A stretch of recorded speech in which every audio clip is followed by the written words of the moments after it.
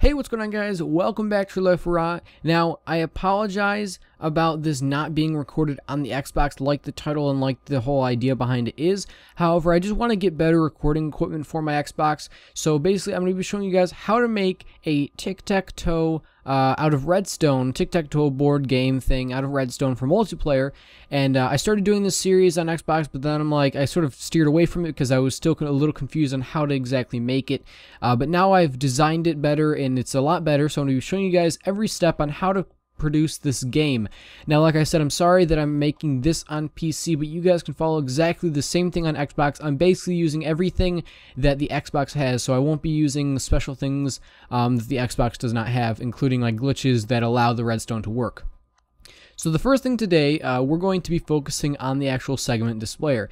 Now, if you guys are not familiar with this, then you can find it anywhere, really. I'm going to be showing you guys how to make it, but basically, a segment displayer allows you to display certain characters, whether that be numbers or letters. The same idea is used in LED lighting and also on clocks. If you ever look at one of those digital clocks, you can see sort of the lines or maybe even the dots from the LED or LCD lights. And it's pretty cool because out of the number 8, for numbers, you can produce any number. Well, for this, we have a little different setup, and this is producing an X and an O. So you can see on the right here I have an X, on the left you can see I have an O. Now the way it works is it powers certain piston blocks right here, and when they have power, they push out the sticky piston, and it produces that image. Now, one thing later on I'll be showing you when we actually start making the board is we're going to be inversing all of these all the different powers. So right now what we're doing is we're adding a torch to each of the powers,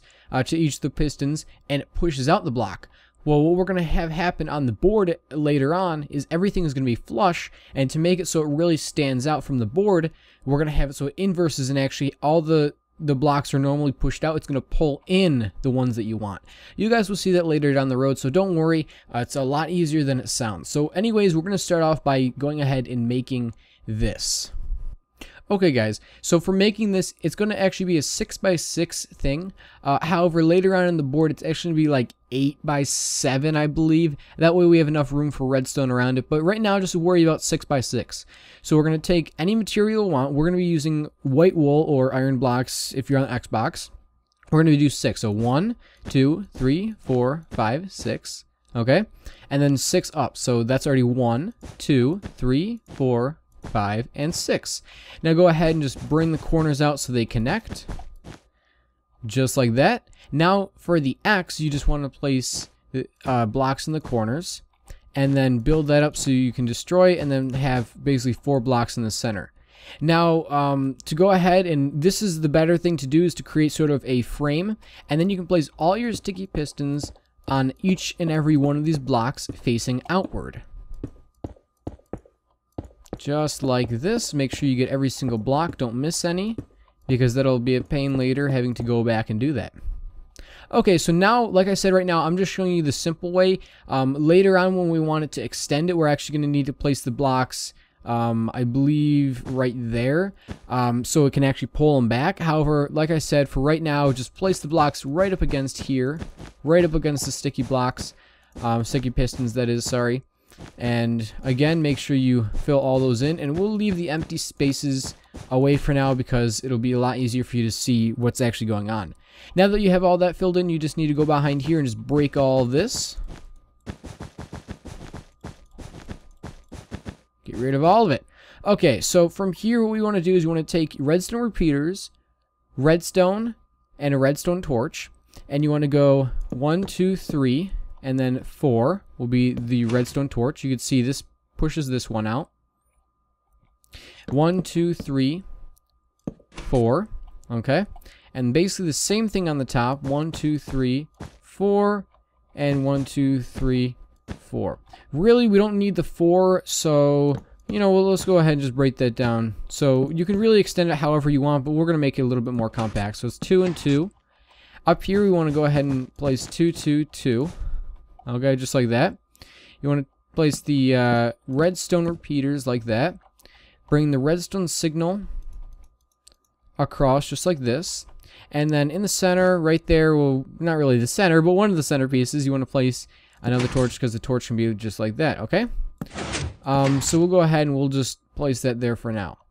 Right here, what we're going to do is we're going to go out 2, go up and over, sort of like this little zigzag. Now place 1 right there.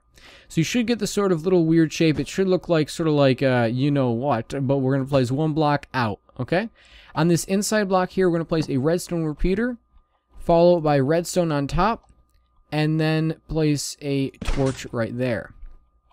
Now the cool thing about this design with this little thing is if we do it just like this, then we should get, see these 4 blocks right here? It powers all 4 of those blocks, so it's a lot better than having to go ahead and do individual ones. So you can see it pushes all 4 of those out.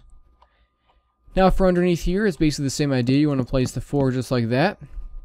We're going to have to connect them. Then under here you can see we have to actually extend it out 3 pieces just to get it out of the way of the rest of the redstone. So 1, 2, 3, 4. Or was it 3? It was 3, but it really doesn't matter. So we'll bring it back to 3. You can keep it at 4 if you want. I'm just going to bring back because I want to show you guys exactly how that one is. Okay? So once you're at this point, you can sort of see if all these are powered. It sort of just does the outside. This could be your O if you want it. Or what you can do for your O instead is having it so you get rid of these corner pieces, which actually I think is a lot easier when we go on to inverting it. And then instead of that being your O, this can be your O, where it's more like a circular shape rather than a boxy O, okay? But for now, let's go ahead and place these torches back so we don't get confused. And then on the these 2 middle pieces, the only pieces we have left to do. Really what we're going to want to do is bring a line all the way across, then bring them both out so they're 5 away from the blocks, okay? And I'm going to show you that right now. Like that. Then 1, 2, 3, 4, 5. 1, 2, 3, 4, 5. Okay. You want to place 2 blocks right there and then run them along this side. So you should only have this little strip missing. You're going to place your repeaters right here. Bring a line of repeaters down that side. A line of repeaters down this side. 2 redstone right there. 2 redstone right there. And then you can just link redstone all the way up to here. Okay, so it should sort of like connect and make this little box area. Now down here it's exactly a copy basically, except instead of putting only 3 repeaters, it's 4 repeaters and a torch, and on this side there's a torch right there. Okay, so let's go ahead and produce that. I like this part because it's basically just copying what you've already done. Okay, there you go. Remember, 0 ticks on the repeaters, then bring them back. 1, 2, that's 3, and then 4. Bring that back there. And then you can run redstone back here. We're going to be placing a torch right there.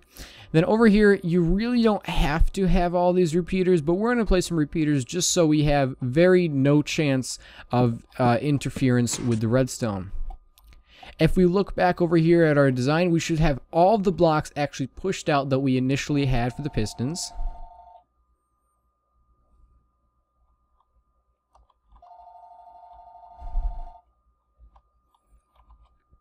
If you look back over here, we should have all the blocks pushed out that we had for the pistons, okay?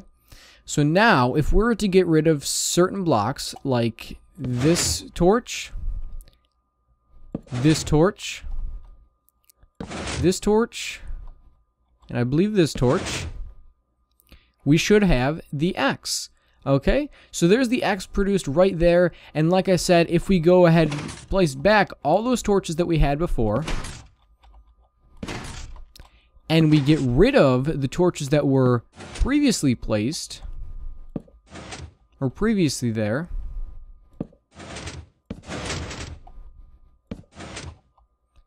then we'll be left with our O shape.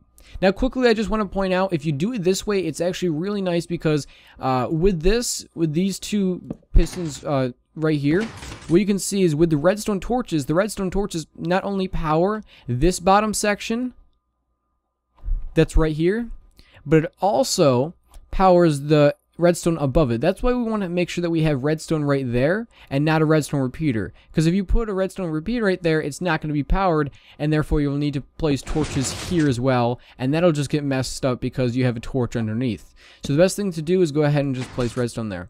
So that's it for today, guys. I hope you guys liked this video. If you did, please give a thumbs up down below. That's very much appreciated. So this is step 1, like I said. Our next step is to actually be implementing all of these onto the board, and I'll give you guys the dimensions of the board and everything like that to actually produce your tic-tac-toe area.